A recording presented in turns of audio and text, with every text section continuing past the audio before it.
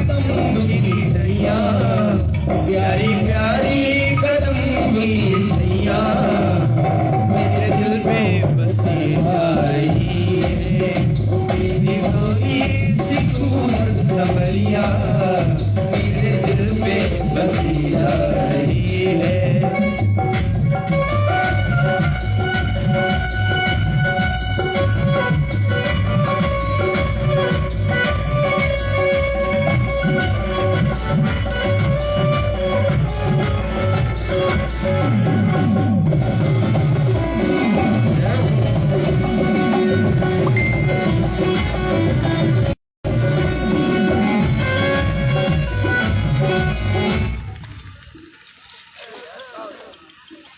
वो light change जब भजन चल रहा था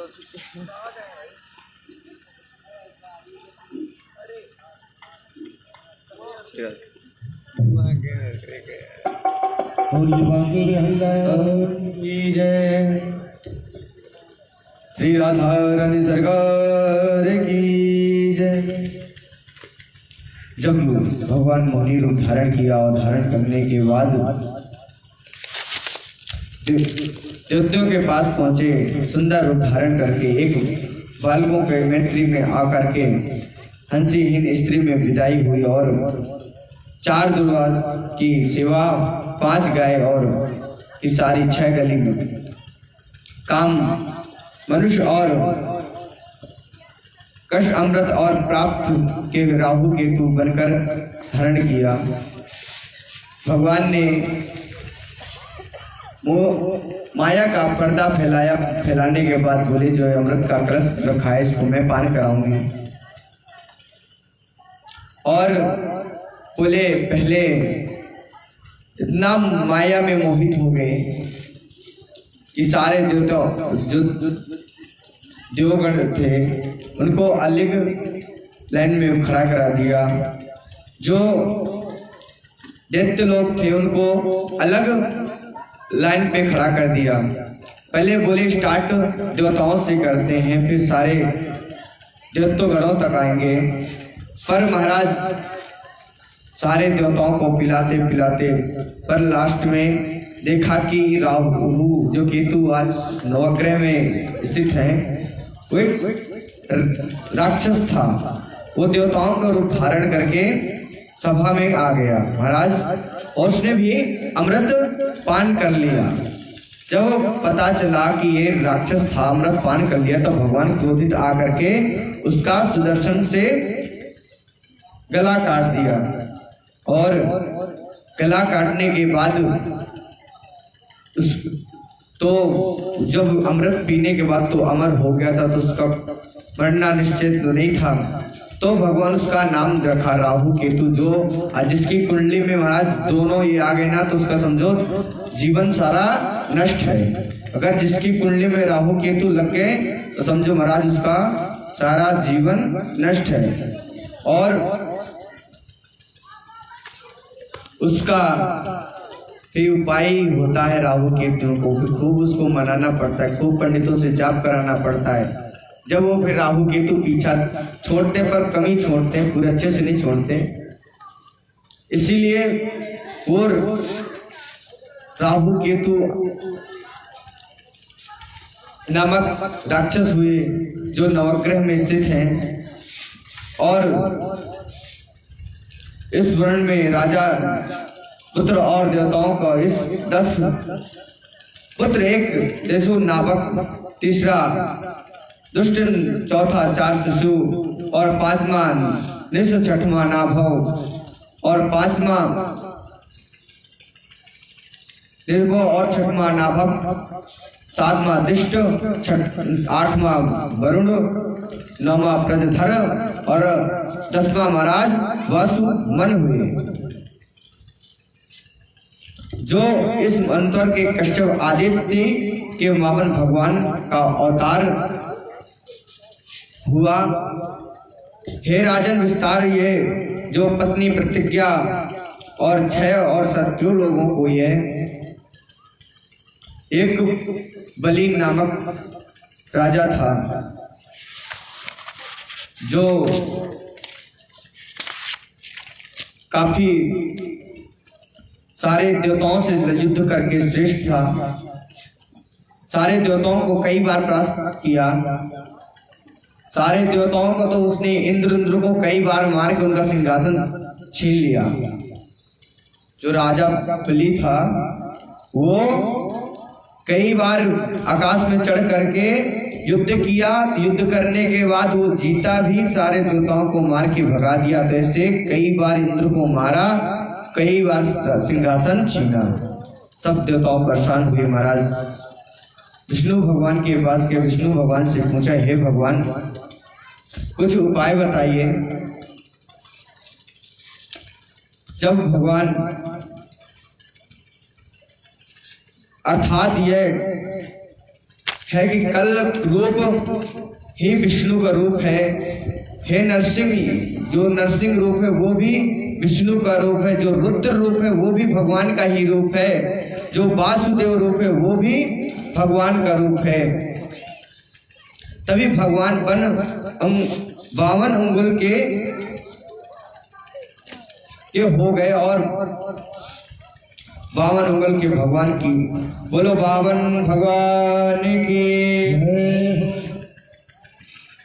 भूमि में आसन, जंगल के स्वामी के दंड माता के कोपिन, कुबेर के भिक्षा पात्र, सरस्वती रुद्राक्ष की माला ब्रह्मा जी ने कमंडल दिया, सप्त ऋषियों ने कुशा दिया, नौ ने छाता दिया, उमा ने भिक्षा दान दिया। 52 बम ना जो उल्टा ना चले जो बम, गर्मी में हो वैष्णव धर्म पर चढ़ने वाला। बलि शुक्राचार्य द्वारा यज्ञ करा रहे थे जाने से पर बलवान बन करके, लेकिन देवताओं से बलवान तो तपस्वी का यज्ञ कर रहे थे। अतः संरक्षण में होने कर भी परशुराम हुआ। जब राजा बलि यज्ञ कर रहा था, जब भगवान ने नर्मदा के किनारे पहुंच करके पर जब बलि रुगी की यह यज्ञ करवा रहा था, तभी उनके पधारे और पधारे भगवान के सूर्य जैसे तेजस्वी को देख करके उठ करके स्वागत किया, आसन दिया।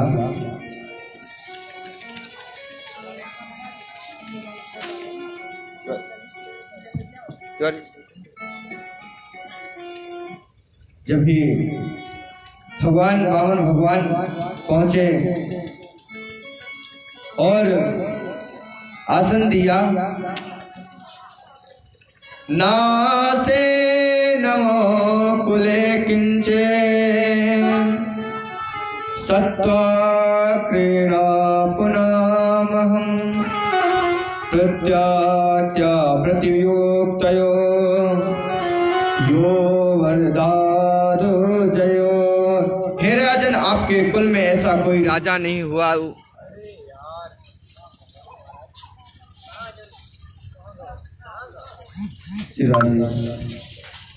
ऐसा कोई राजा नहीं हुआ जो जिनके उच्चारों से नहीं दुर्वा से ऐसे कहा होंगे, यदि आप देना चाहो तो दो। आप 3 चरण के नाप कर वर भूमि मांगता हूँ।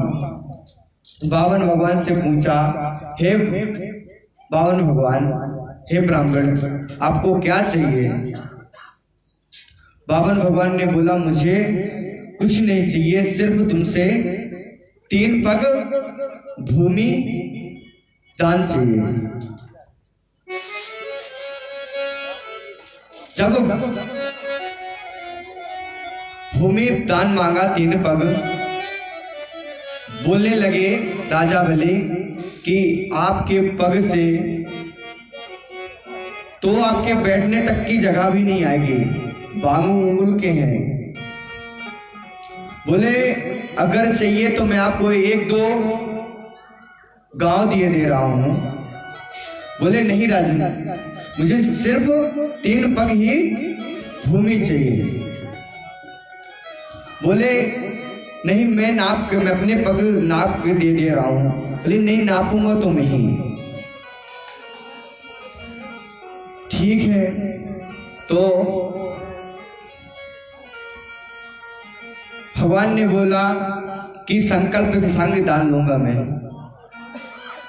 और जब भी ब्राह्मणों को कुछ भी दान दिया करो आप लोग भी, तो उसे संकल्प से ही दान दिया करो, क्योंकि वो अपने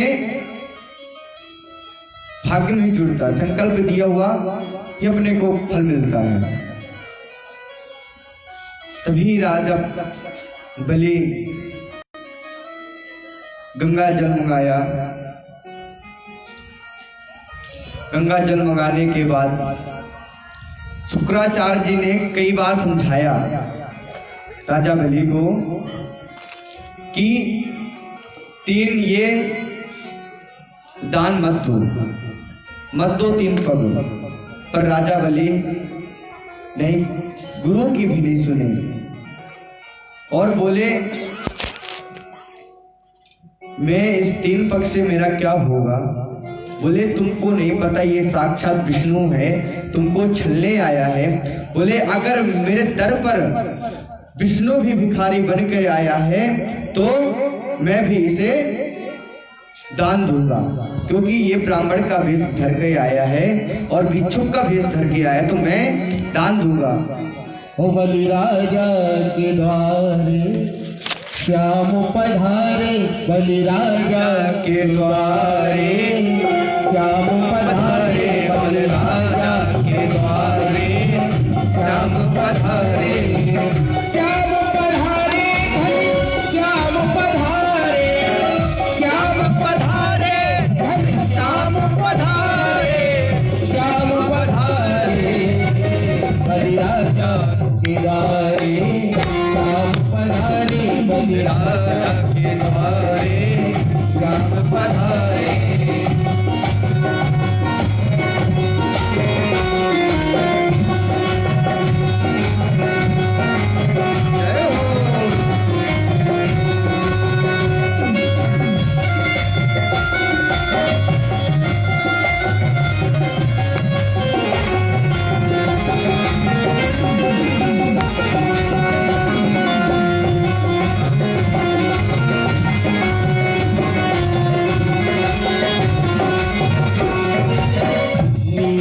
मुकुट होठ में लाली, नीला मुकुट होठ में लाली, चाल चले वो मतवाली, चाल चले वो है मतवाली।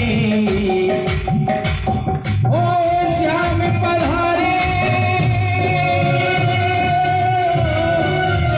श्याम पधारे, नंदलाल पधारे, बलि राजा के द्वारे श्याम पधारे, बलि राजा के द्वारे श्याम पधारे, राजा के द्वारे श्याम पधारे।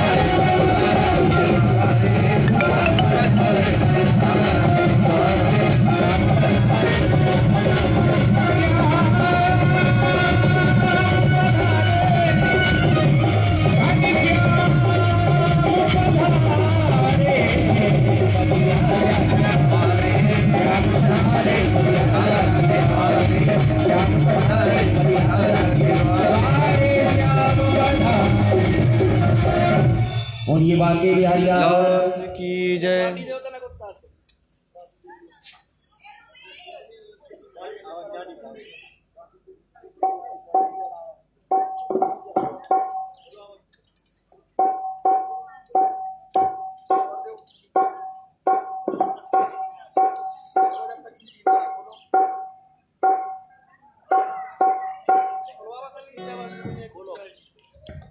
बोलो बाके बिहारी लाल की। जब कमंडल से जल निकालने लगे राजा बलि, तब महाराज जो शुक्राचार्य जी दैत्यों के गुरु थे, तो कमंडल में आकर बैठ गए।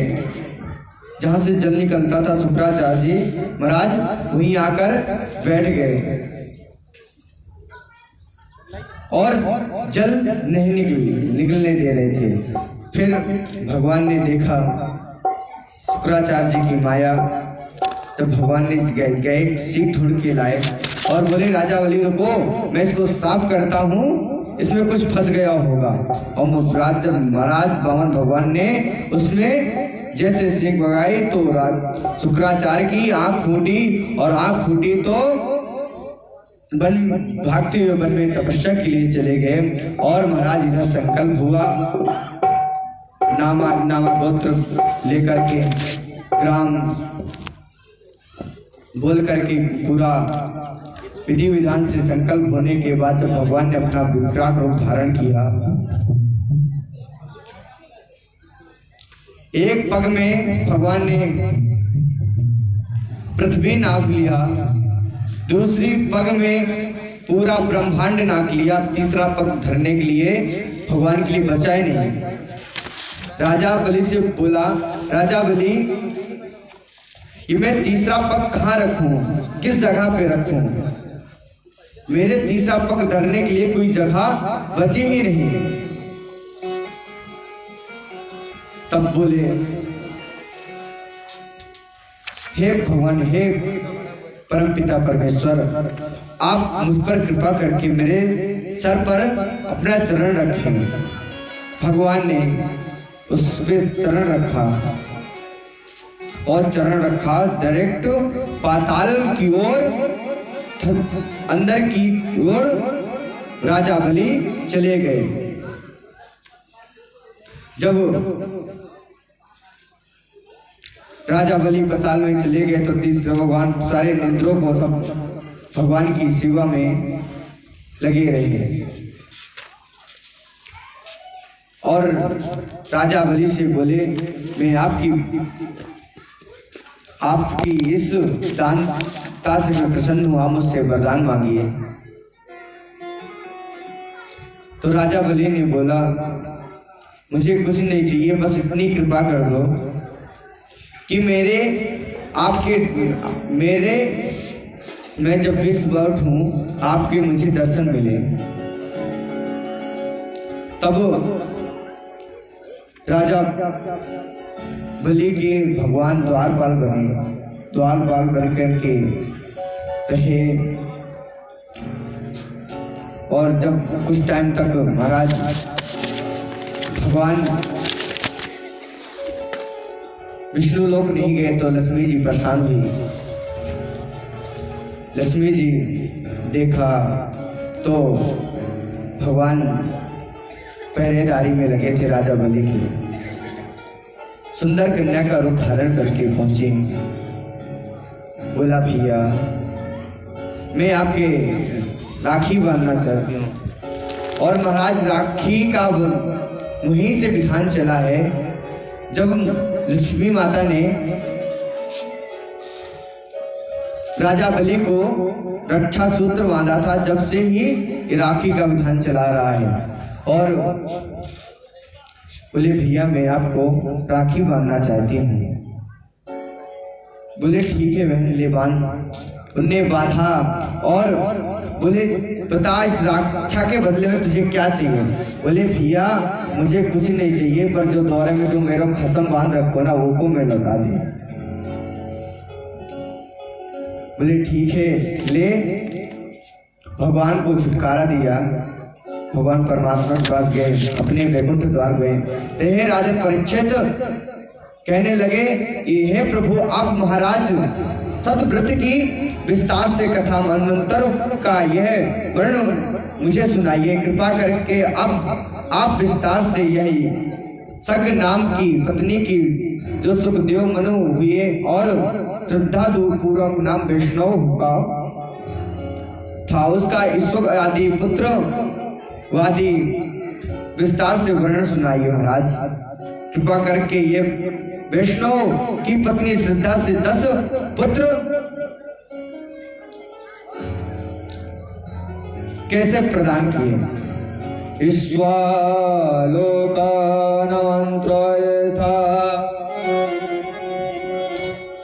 चष्टानविस्कन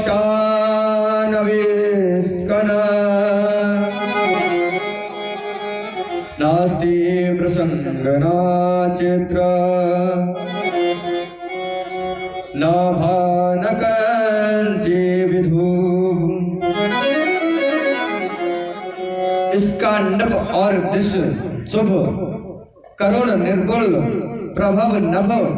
और महाराज कभी पहले इनके सत्संग नहीं थे और गुरु वशिष्ठ इनके सत्संग हीन होकर के मित्र बन करके यज्ञ करवाए। उनका केवल दूध पीकर ही रहने लगी। श्रद्धा से होते पास पर कन्या प्रति की इच्छा प्रकट की। जब कन्या प्राप्ति की इच्छा प्रकट की तो मनु वशिष्ठ ने पूछा, हे प्रभु जैसे कैसे हुआ? मैं तो पुत्र प्राप्ति के निमित्त यज्ञ किया था। वशिष्ठ जी ने सारा विस्तार से बताया। हे राजन, बड़े दुखी हुए वशिष्ठ जी ने कहा, आप चिंता मत करो, ना करो, मैं तुम्हारी को पुत्र बना दूंगा। नारायण की स्तुति करने से ही ऐसा होगा। और वशिष्ठ ला करके ही केवल नाम पुत्र बना दिया। कलावंतर और यह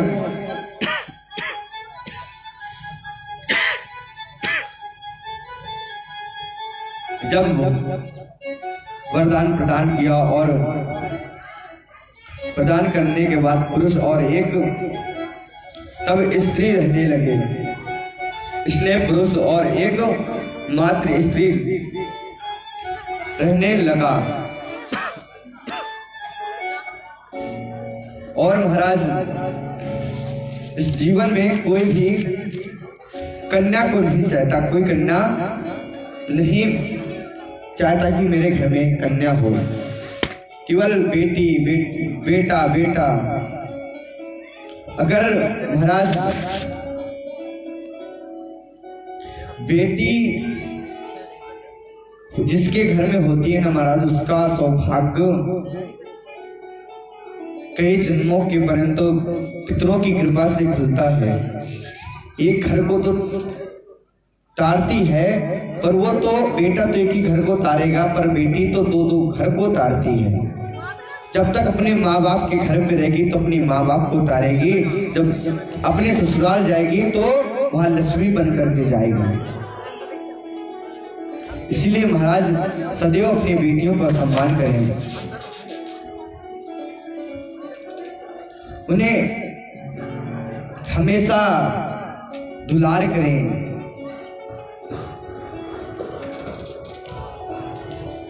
एक नरसिंह नाम के सेठ जी थे,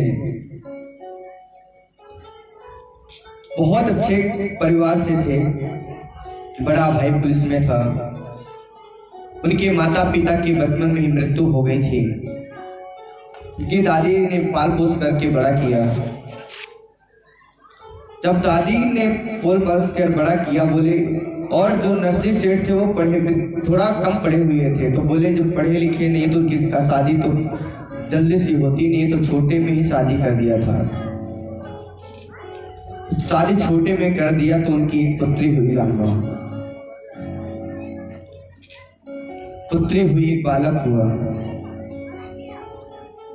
होने के बाद महाराज पुत्री की भी शादी हो गई। कुछ क्षण बाद माता की मृत्यु हो गई।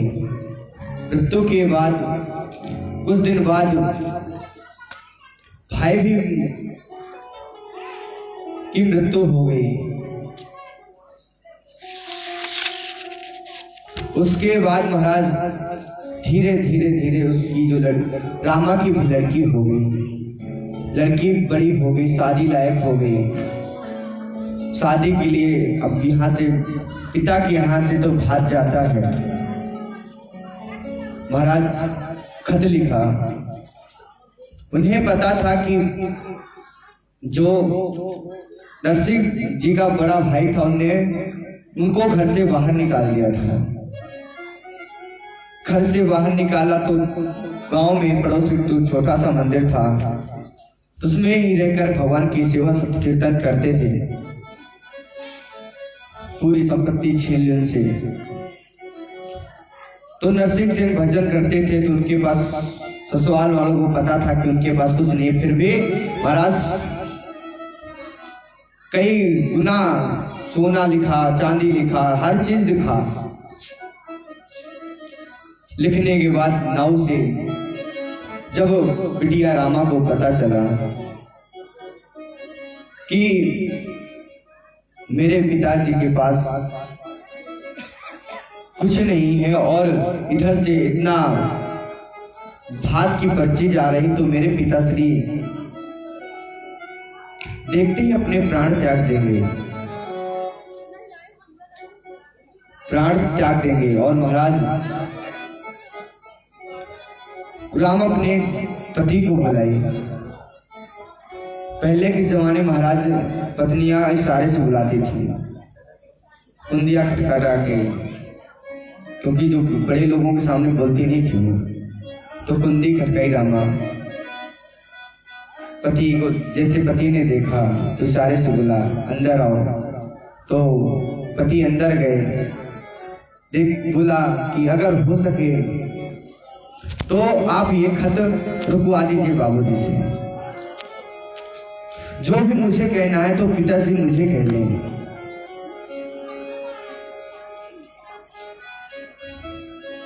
तो महाराज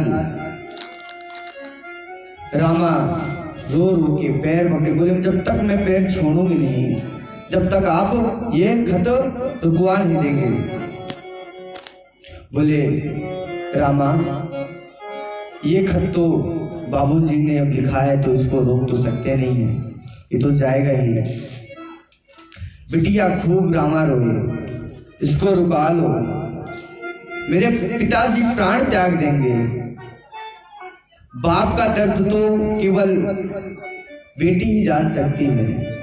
अगर बाप खाना ना खाए तो अपनी माँ से 4 बार पूछ लेती है पिताजी ने आज खाना क्यों नहीं खाया, खाना क्यों नहीं खाया महाराज।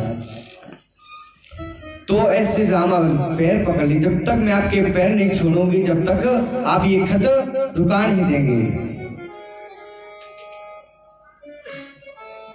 तो महाराज रामा को बोले रामा ये खत रुक नहीं सकता। पति बाहर आया, नाव लेके जा रहा था, तो नाव को इशारे से बुलाया। देखो नाव तो अंदर तक जा सकता है, घर के नाव की एंट्री अंदर तक रहती है, कहीं भी जा सकता है। नाव को बुलाया, भैया नाव भैया आप ये खत रोक दीजिए, दूसरा खत लेके जाइए। नाव भी क्या करे, वो नहीं लेके जाएगा तो उसे दक्षिणा नहीं मिलेगी महाराज, दर से कट जाएगी उसकी सारी दक्षिणा। तब महाराज उसके किया करने के बाद शिवसागर पहुंचे। रउआ खत लेकर पहुंचा, भात की पर्ची लेकर के दिया। गांव में ग्राम में पूछा कि नरसिंह सेठ जी का घर कहाँ है। उस जमाने में सेठ जी थे, अब तो नरसिंह केवल एक संत रहे बने, और वो नरसिंह जो संत थे, तो देखो महाराज अमीरों का घर तो सब जानता है, गरीबों का आजकल कोई नहीं जानता। गरीबों का तो द्वार से ही बोला हमको नहीं पता।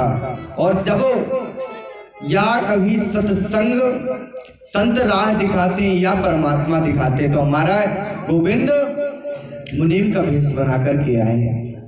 बोले आपको किससे मिलना है,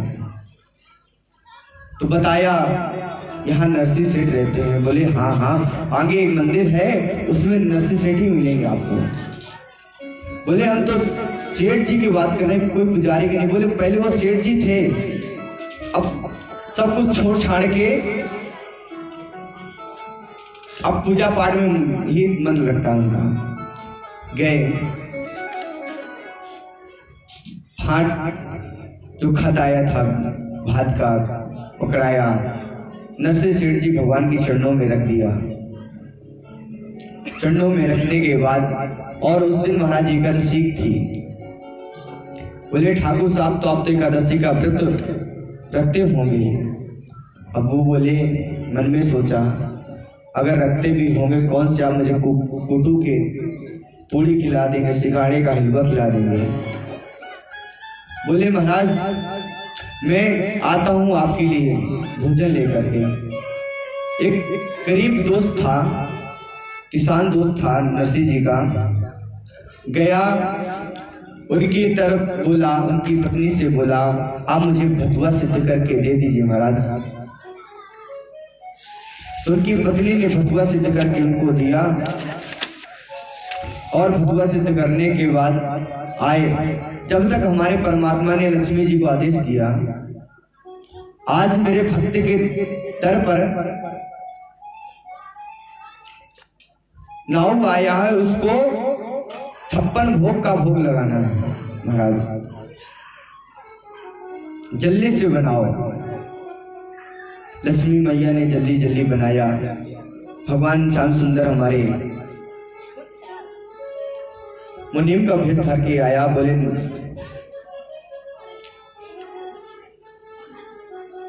बोले खवास जी, आवाज लगाया, खवास जी उठिए, खवास जी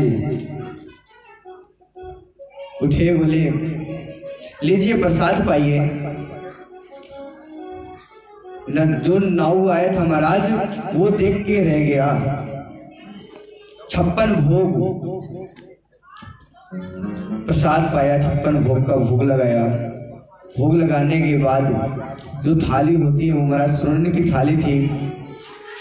उनसे बोला नौवा से कि आप इस स्वर्ण की थाली आप खुद रख लो, ये हमारी राधा कुल परंपरा की ये सेवा चलती है, जिसमें एक बार बाहर बर्तन निकल जाते हैं वो अंदर नहीं जाते रसोई में।